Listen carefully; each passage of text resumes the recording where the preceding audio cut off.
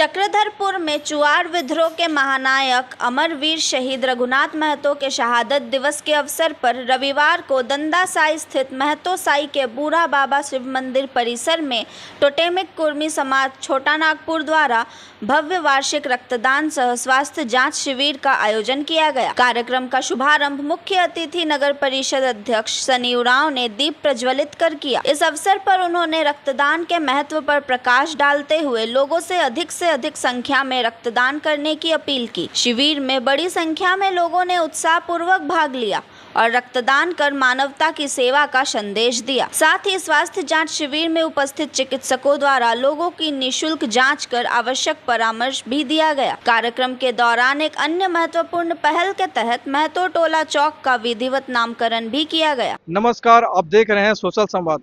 इस वक्त मैं चक्रधरपुर से दंडासाई महतो टोला शिव मंदिर के चुआड़ विद्रोह के महानायक वीर शहीद रघुनाथ महतो के शहादत दिवस के अवसर पर रक्तदान शिविर सह स्वास्थ्य जांच शिविर का आयोजन किया गया है। यहाँ पर ये समाज के गणमान्य लोग मौजूद है, उनसे बातें करते हैं। चुआड़ विद्रोह के महानायक वीर शहीद रघुनाथ महतो जी का जन्म 23 मार्च 1738 और इनका शहादत हुआ है 1778 ईस्वी में। इन्होंने अंग्रेज के विरुद्ध अपनी लड़ाई लड़कर शहीद हुए थे और इनका बंगाल में भी इनके नाम का बड़ा सेतु बना हुआ है और इनको भारत सरकार द्वारा स्वतंत्रता सेनानी में नाम इनका दर्ज है और इनकी शहादत को लेकर टोटेमिक कुर्मी समाज आज एक रक्तदान शिविर का आयोजन किया गया है। आज सबसे पहले तो मैं इस कार्यक्रम में हमारे महान चुआड़ विद्रोह के महानायक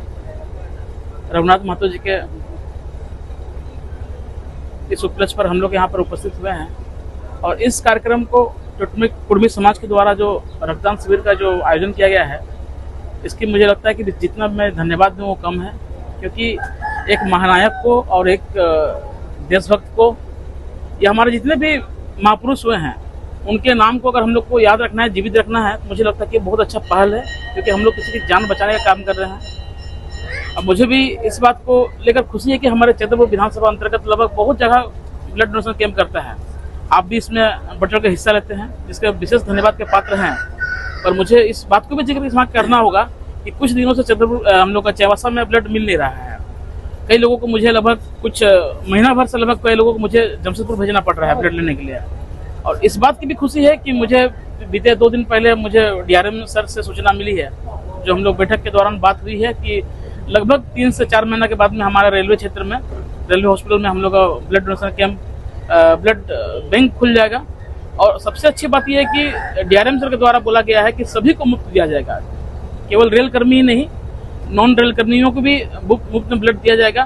तो यह आश्वासन जब मुझे मिला तो मैं साफ उनको एक ही वर्ड में बोला कि अगर ये आप मुफ्त कर दीजिएगा तो ब्लड बैंक में ब्लड देना हम चक्रधरपुर वासियों की ओर से, मतलब उसको भरना हम लोग की जिम्मेदारी है।